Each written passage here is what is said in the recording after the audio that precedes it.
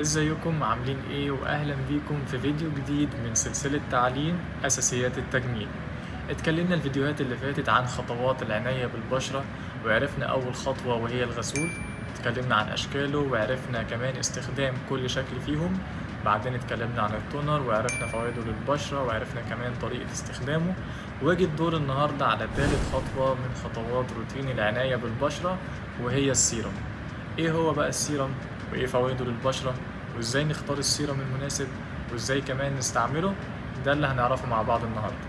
السيرم بيتكون من جزيئات صغيرة جدا جدا في الحجم وبتركيزات عالية عشان تكون قادرة على اختراق أعمق الطبقات في البشرة وتعمل الإصلاحات اللي مرغوب فيها، واللي ما تقدرش عليها الأشكال التانية من مستحضرات التجميل زي الغسولات وكريمات البشرة. طيب إيه هي بقى فوائد السيرم للبشرة؟ السيرم حسب تركيبته بتختلف وظيفته. يعني مثلا سيرم فيتامين سي لنضارة البشرة، سيرم الهيالورونيك أسيد عشان يدي البشرة منظر ممتلئ، سيرم الريتينول بيستخدم كأنتي ايجينج، سيرم نياسيناميد اللي بيستخدم في علاج فرط التصبغ. طيب ازاي بقى أعرف أختار السيرم المناسب؟ يلا نعرف. تحديد السيرم المناسب بيعتمد على حاجتين اتنين. أول حاجة هي تحديد نوع البشرة، تاني حاجة هي تحديد الهدف اللي أنا عايز أوصله. طيب ليه؟ لأن مثلا لو حد بشرته جافة، هل ينفع يستعمل أي سيرم فيه مواد مقشرة؟ أكيد لأ، لأنه محتاج يعمل ترطيب وتغذية للبشرة، فبالتالي سيرم زي الهيالورونيك أسيد هيكون اختيار مناسب ليه. وينفع كمان يستعمل سيرم فيتامين سي ولكن بتركيزات مخففة. طب لو كانت البشرة جافة وفيها إكزيما، هل ينفع يستعمل أي سيرم فيه أي مواد مقشرة أو تسبب تهيج للبشرة؟ أكيد لأ، يبقى هيبعد تماما عن أي سيرم فيه مواد مقشرة زي الريتينول أو أحماض الفواكه، وهيبعد كمان عن سيرم فيتامين سي لأنه ممكن يسبب له تهيج للبشرة. طيب في البشرة المختلطة والدهنية، الموضوع بيكون فيه مساحة شوية وينفع نستعمل أي سيرم عادي، سواء كان للنضارة أو للترطيب أو حتى للتقشير، ولكن يتاخد في الاعتبار إن أي سيرم هيستعمل يكون خالي من أي زيوت طبيعية، لأن بعض السيرامات بيكون فيها مثلا زي زيت الكانولا أو زيت الأرجان، والحاجات دي ممكن تطلع حبوب تحت الجلد.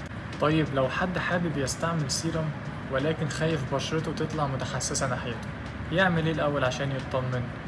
هنعمل تجربة بسيطة خالص. هنجيب السيرم ده ونعمل له اختبار على جزء صغير بس من الجلد، ولكن طبعا هنبعد عن البشرة. هنختار مثلا الدراع ونحدد مكان معين ونحط عليه السيرم مرتين في اليوم، ونكرر الموضوع ده لمدة يومين. بعدين نشوف لو ما حصلش احمرار يبقى السيرم تمام ونستعمله. طيب لو حصل يبقى ربنا يعوض عليك. كده اتكلمنا عن أول نقطة وهي تحديد نوع البشرة. تاني نقطة وهي تحديد الهدف من السيرم. يعني مثلا زي ما قلنا حد عاوز نضارة وتوحيد لون بشرة يبقى فيتامين سي، خطوط رفيعة وامتلاء للوجه يبقى هيالورونيك أسيد، تجاعيد يبقى ريتينول، فرط تصبغ يبقى نياسيناميد. ده لو حد عاوز هدف معين. طيب لو حد عايز بقى يحقق أهدافه كلها مرة واحدة، يعني عاوز تصبغات وعاوز يعمل توحيد للون البشرة وعاوز كمان نضارة وكمان في تجاعيد، يبقى لازم أعمل لهم توزيع مناسب على مدار اليوم وما استعملهمش كلهم مع بعض في وقت واحد. يعني مثلا ما ينفعش أكون حاطط سيرم ريتينول أو جلايكوليك أسيد وبعد منه أحط فيتامين سي على طول، كده أنا بموت نفسي، لأن فيتامين سي في حد ذاته بيعمل تقريص ووغز في البشرة، فما بالك لما يتحط كمان بعد مقشر. يبقى افصل بينهم وخلي واحد في الصباح وليكن فيتامين سي وواحد في المساء زي الريتينول او جلايكوليك اسيد. ملحوظه مهمه مع استعمال اي سيرم مقشر في الليل لازم يكون تاني يوم في استعمال لواقي الشمس. كده نكون عرفنا ازاي نختار السيرم المناسب. ازاي بقى نقدر نستعمله؟ السيرم ممكن نستعمله بطريقتين، اما بالديرما رولر او بالايدين عادي. اولا بيتم عمل مساج بالديرما رولر سواء بشكل عمودي او بشكل افقي، بعدين يتم تدليك السيرم في الوجه من اسفل الى اعلى عكس حركة الجاذبية، وده لانه بيسهل من عملية امتصاص السيرم. لو باليدين فبرضه بيتم عمل مساج بشكل دائري وبشكل افقي وبشكل عمودي عشان يتم تنشيط الدورة الدموية وتفتيح المسامات، فبالتالي بيزود من عملية امتصاص السيرم.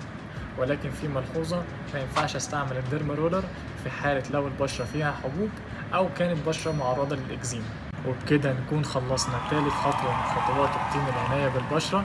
اتكلمنا فيها عن السيروم، عرفنا ايه هو واستخداماته وفوائده للبشرة وازاي نقدر نستعمله. استنوا الفيديو اللي جاي ان شاء الله عشان نكمل فيه باقي الخطوات. اشوفكم على خير. باي باي.